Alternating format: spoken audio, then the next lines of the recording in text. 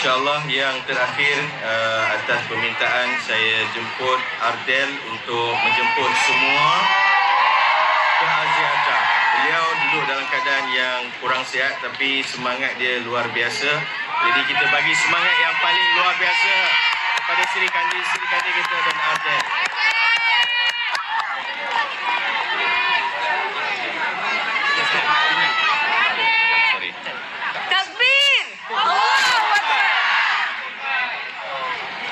Assalamualaikum warahmatullahi wabarakatuh semua.